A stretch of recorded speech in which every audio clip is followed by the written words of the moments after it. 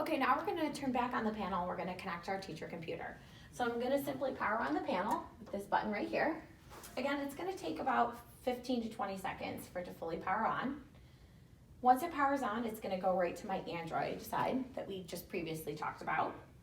And we're gonna switch the input and we're gonna connect our teacher computer to it. When I connect my teacher computer, you're gonna see I'm gonna have a very similar usage as I did with my smartboard. I'm just changing the interface. You will not have to calibrate this panel at all.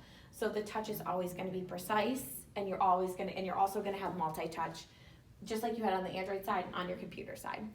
So now that they're on the home screen, if I select this button up, I'm gonna go right up to my HDMI. So remember the Lux was my Android. HDMI 1, it's gonna show you that that's my computer. I'm gonna select it, and it's gonna go right to my computer.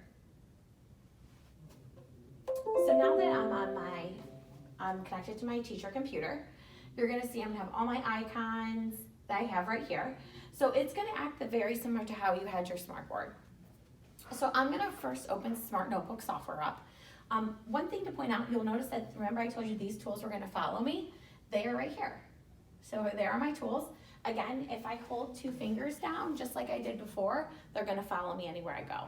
So sometimes you can just keep them docked on either side and just bring them to either side that you're working on. So I'm gonna open up Smart Notebook right here. I'm gonna give it a second to open. You're gonna use Smart Notebook just like you used it on your smartboard. There are gonna be just a few minor differences. Obviously there is no pen tray here. So the first thing I wanna talk about is that when you're in Smart Notebook, you're gonna have to select your pen colors. So if I select up here, it's gonna say that I'm black. So there's my black pen, but I'm gonna have to select any color I want it to be. So I'm not gonna have the pen tray to have those colors right here, so I'm gonna really need to use, to go up to the pen tray and select them. Now it is multi-touch, since the panel's multi-touch, so you didn't have that option previously in your smartboard, so now you do have that ability to have multi-touch. I also wanna highlight is, on the Android side, I said, put your hand down, is gonna be an eraser. When that will work in every application, even on my computer side, except in Smart Notebook. In Smart Notebook, I have to use the tools within Smart Notebook. So if I need to erase something, I need to select my eraser. So I need to select my eraser and erase things. So when I'm in Smart Notebook, I only use the tools in Smart Notebook. I don't pay any attention to these tools over here. So other than that, everything in Smart Notebook is gonna work just the way you were working it before. I still have my full gallery. I can still pull out content. So nothing has changed in Smart Notebook other than when I select my pen tools and the erasing. So Smart Notebook is gonna act and all your files will be there as well. So that's just a little bit of info on Smart Notebook. So I'm gonna just minimize this real quick. So you'll notice that I did not calibrate and the touch is completely accurate. So you won't have to worry about any of that calibration. It's plug and play and you'll be ready to go. So it shouldn't have changed pretty much anything on it when you use your computer. So here's Chrome, for instance.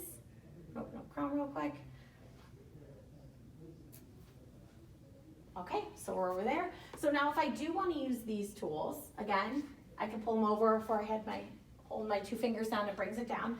So I remember I told you that these tools are gonna follow me. So this home button right here, when I select it, it's gonna take me to the home screen of the Android. So it's gonna toggle me right back to that Android. But you'll also notice that I have my annotation tools. So it's gonna come up just like I did. So now I can annotate over anything. So anything I pull up here, a Google Doc, a Google Slide, anything on a web browser, a PDF, a Word document, I have these annotation tools. These annotation tools are gonna take the annotation tools over that you were using with Smart Ink. So no more Smart Ink, you're gonna use these tools right here.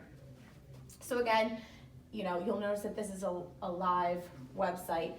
So behind it, I'm just, again, putting that clear screen over top of it. So I can change those colors, I have my gear shift. So all the similar tools that I showed you on the Android side are right here to change. Again, if I wanna erase, now remember this broom right here will clear all my annotations. So this is where you could use this in here. Again, once I hit this red X, it goes completely live and I can add different tools to it as well. You'll also notice I have my snipping tool, so that followed me as well. I can save it or I can snip it and bring it right into my note-taking application. So this is really good. So if you want to bring over some online curriculum and you want to maybe compare and contrast, you could do a couple different snippings and bring it over into Note. And then you'll also notice that I have my timer, stopwatch, and also my spotlight is on here as well. Now, one quick thing that we didn't talk about previously was this. Not only does this do a zoom right here, this magnifying glass, not only does it zoom, it also acts as a freeze. So when I select this, it freezes here, and now I can go over to my PC and I can go to, write an email, or I can, look up something while the students work on something. I can also use this if I don't want to use freeze, and obviously as soon as I turn this off, it's unfrozen and then it's going to go back to duplicate. So that is just right here, would be that freeze button, so magnify can replace the freeze. You also have the ability to extend desktop. So you could also make this your extended desktop, and then you could be working on something over there. So you have both options to do that, whether you're freezing or extending desktop. So the last button we didn't highlight right here, this is your whiteboard. So this will bring us right to the home screen. This right here will bring me right into whiteboard. So if I select, you'll notice if I select this whiteboard, or the home button, it brought me right back here. I could toggle right back to my computer over at HDMI 1. And then you'll notice if I go to whiteboard, it's gonna prompt me, instead of bringing me right home, it's gonna bring me right to my whiteboard. So there you go. So that is how you're just gonna toggle back and forth and go from your computer to your Android, or your Android to your computer. Lastly, I wanted to show you quickly how to power this off. So again, I press the power button right here, but you'll notice if I select it just once, it's gonna appear that the panel is off. It's not, it's asleep. So you can also put this to sleep, so maybe you're not using it. So if I touch it, give it a second, it's gonna come back on. So if I just touch it once, it's going to go to sleep. When I hold down the button right here, you're gonna notice that it's gonna say, are you sure you wanna shut down? System will shut down after 6 seconds. I can either let it count down or I can hit okay. So those are two of the different icons. If I just select it once, it's gonna put it to sleep, but if I have to hold it down until I get that message, and then it fully powers off for the day. Please shut it down off after every day of not using it, and then power it up in the morning. Thanks.